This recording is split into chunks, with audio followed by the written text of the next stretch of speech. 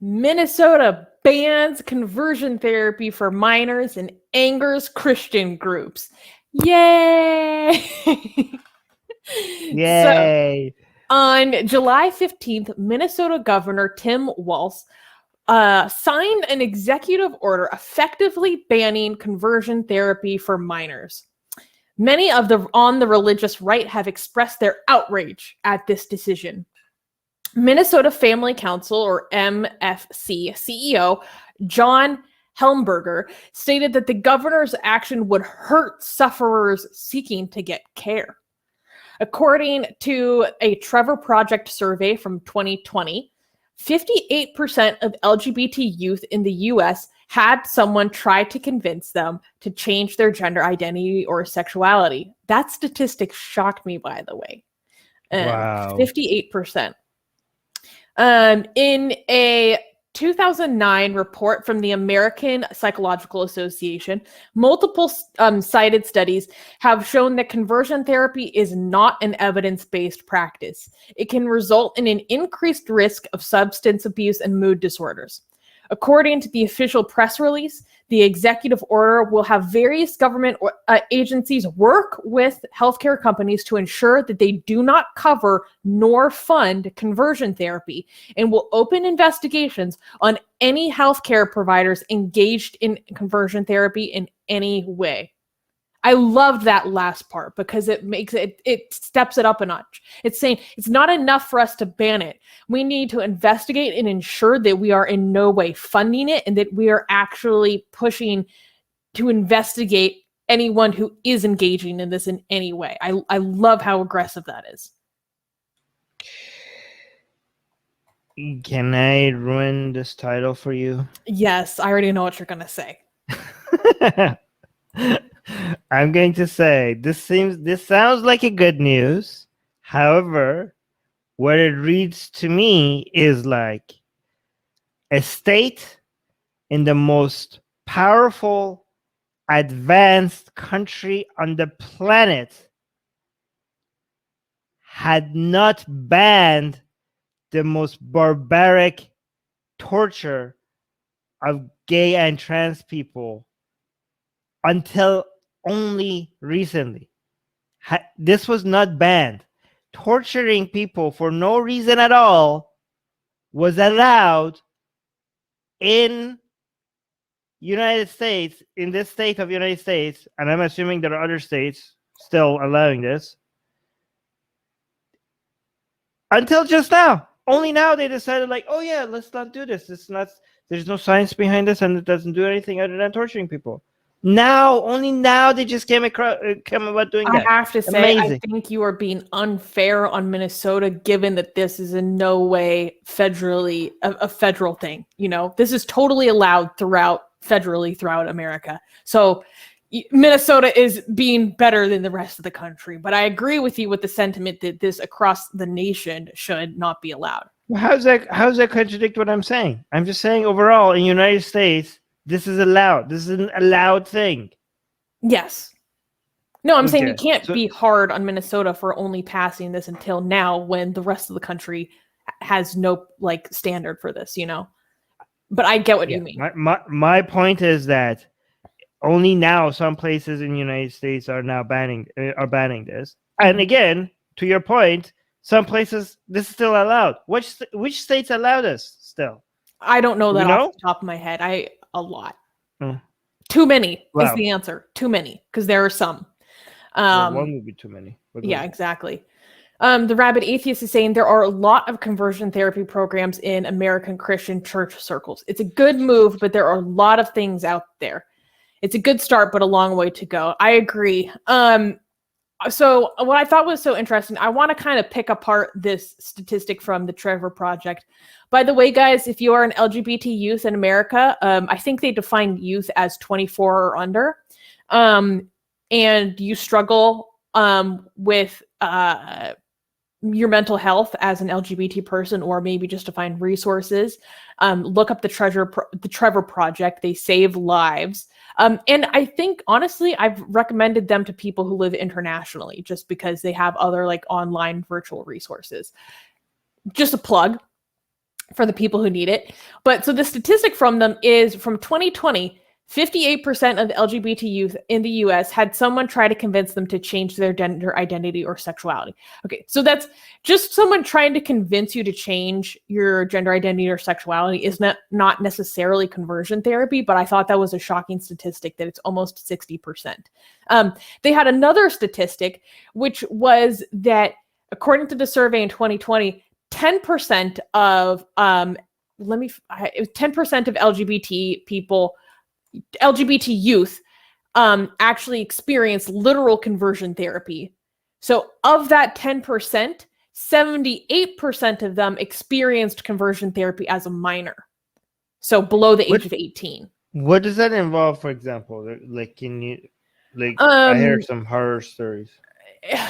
It's very variable because it's basically like made up. It's made up pseudo psychotherapy. So it can be completely made up. I've heard of when I was getting my minor in gender and sexuality studies, we studied conversion therapy, and if it works, quote unquote, so the ex-gay movement, so to speak, and according to what I read in those classes, I remember a story of them taking these men who, were gay or attracted to men and making them do weird exercises where they would like squash oranges that represented their testicles and their manhood. Like, it's very weird, symbolic stuff. Or like they would have these men in a group and then they would line them up and there'd be what would we call it as children? There's this game where you have everyone in a line and you try to hold onto the line and then people try to push their way through, and as a way to like push through to your masculinity. And a lot of it is, or in many cases, men trying to pick apart their relationships with their mother, because these types of programs often blame over mothering as the source of same-sex attraction, particularly in men. It's a very common stereotype. So just complete made-up nonsense. I actually know some people who are my age who are survivors of conversion therapy, and I never really asked them about it and what they went through, because it's something that leads a lot of people to hurt themselves. And so I never really wanted to, get too many details from them like that, when they're just like my classmates. But I have two ideas. Mm-hmm. No, finish that thought. Okay. Well, my point is that these made up kind of weird symbolic therapies kind of culminate to teach people that there is something broken and wrong about themselves, and their manhood is broken in them some way. They were over feminized. It's usually concentrated towards men is where a lot of these therapies come from. And my understanding, it's not totality. And just to make a lot of them also involve aversion therapy. So where they will shock men or not even men, they will shock the subject or use physical pain in some way while showing them homosexual adult content. Okay, can't say that because of YouTube. And to make them have a physical aversion to seeing people involved in same-sex sexual activity. Like, how demonic is that? Condition someone to have a painful aversive reaction to their own attraction. It's so horrible. Yes, it is horrible, but I don't appreciate your anti-demon discrimination. Okay, please Armin, don't use now's that. not the time. All right, read this one. The Rabid Atheist is saying, from the perspective of the churches, conversion therapy is pretty much a place to send people to get rid of them until they come back straight. Then they have a good testimony so that they are okay. Sick. Very true. Very true. You see a lot of these people come out and Like if you just Google ex-gay or ex-homosexual movement, you find a lot of these people. It was really funny. When I was studying this in college, there were these men who used to run an ex-gay program together because they were both ex-gay. And then they ended up running away and eloping together. So they're ex-gay. You're muted. Actually, that's pretty cool. XX. I'm XX. Yeah. No, so I thought that was good. But it was also just a plot twist and goes to show like some of these people who prop up and promote this themselves and how well this worked for them, they go on to still marry men, it doesn't work. It's not scientific. It's harmful. No kidding. Oh, this is a very interesting comment because this is non-Christian conversion therapy. Mustafa is saying a lot of Somali parents of LGBT youth in Minnesota end up having their kids go through some form of conversion therapy by taking them to an Islamic boarding school somewhere in East Africa.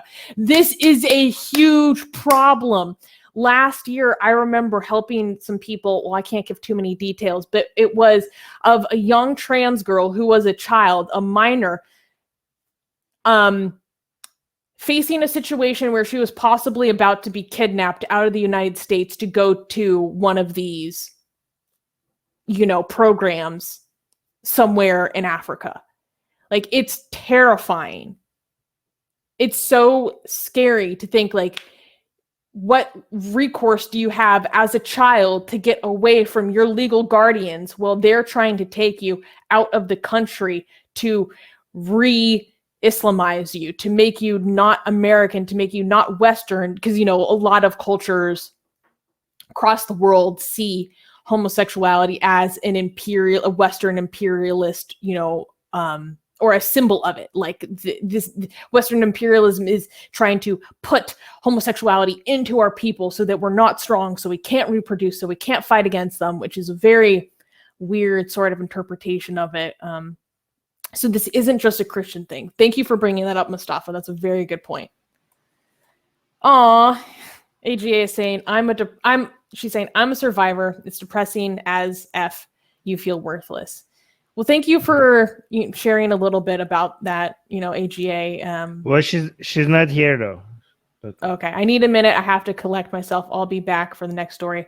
I can't deal with this trigger today. Yeah. It's horrible. Yes.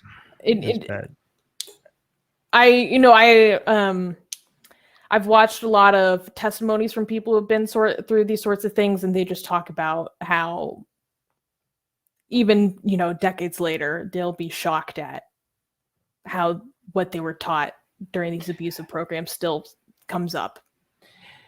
There needs to be a movie of these people that start this conversion therapy clinic, but they have a secret agenda, okay? They're trying to save all these people, all these like young people from the parents who think that their kids need conversion therapy. And they're like, well, we are that conversion therapy place. And they send them there, but they're actually secretly a place where they could be themselves. And they have this, this should be a movie. And they're just like acting like so they have one set of practice when nobody's there, but when the parents visit, they have like this show for them, and it could be a comedy. It could be like they have to actually put on a show that, look, it's working, blah, blah, blah. But when their parents are not there and they're not being monitored, it's actually them trying to find matches with each other. I don't know, like the people who are in charge of the clinic are trying to make them comfortable about who they are. Well, isn't that a great movie idea? I think that should be a movie. I think, yes, I like this. Like it's it's a front. It's a front Yes. for a gay dating service. Yes. Oh my God, yes. And this is how people from like really religious fundamentalist backgrounds like find love. Oh, wait. Someone write this story. We'll make this a positive. Yeah, we'll make this a positive. Yeah, I don't know. Yay, thank you to Minnesota for banning this. It's so cruel to put children through this. Obviously, we feel like it should be banned for adults as well, but that's, a different legal point of contention that's beyond the scope of this particular story. Offer it to Bollywood. I see potential. Yeah, I think so. I think it's a great idea. I don't know. Hey guys, if you're a fan of Blasphemy and Sexy Callie, like me, then you need to be sure to subscribe to our newsletter, link in the description below. Because if you subscribe, we will send you a free copy of our Blasphemous Art ebook. And let me tell you, it is the tastiest blasphemy that you can find anywhere available today. And we are so generous with our blasphemy that we continue to send you more blasphemy every week. So make sure to subscribe, link in the description below.